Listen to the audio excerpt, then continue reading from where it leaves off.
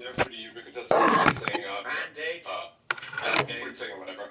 You know. Funny thing, you remember Notch, right? The guy who made Minecraft. He made a game called Scrolls a long time ago, right? Scrolls is a card game. It's kind of like Hearthstone. He called it Scrolls, and Bethesda's lawyers got super pissed off because they had a game called Scrolls, like they were working on it. That was like the Elder Scrolls or whatever, right? Yeah, the Elder Scrolls. So he actually got sued over that for the Mojang got sued over the use of the word scrolls, and I think eventually they came to some sort of agreement, and a lot of people took the side of him, obviously, but it made sense in that instance because they had to defend their trademark, because if scrolls become so, if they don't even bother to defend it, then anyone else can do it. It would set a terrible precedent. So I understand where, trademark law comes in. It's sometimes extremely necessary to just step up and say, yeah, this thing sounds like it's a video game and it's called the same thing as ours, so you got to change the name because we value this thing and you don't want to dilute it or change the name. Well, then also generally,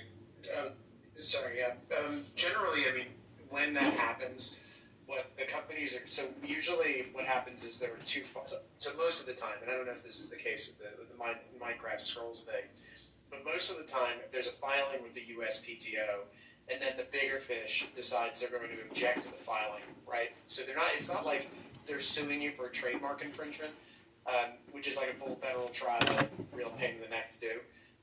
But what they're doing, it's essentially a federal trial, a small one, but it's a slightly different proceeding, and it's limited to that particular filing. The reason that big companies do that is twofold. One of them is sometimes they'll just chase the little guy off of their turf, and they'll abandon the mark, and they'll change the name. In most cases, or a lot of cases, I'm not sure it's most, but in a lot of cases actually, what will happen is they'll enter into something called the coexistence agreement. So what they'll do is they'll say, listen, you agree that this is our mark and you're never going to challenge our use of the mark and you're not going to file for it except, maybe we'll let this one through, but usually they don't let in any filings at all.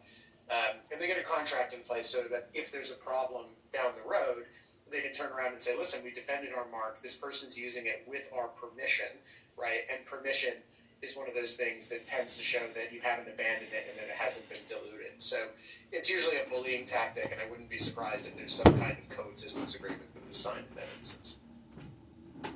Yeah. Makes sense. I think everything should be free, DRM free in particular, because that is just shit.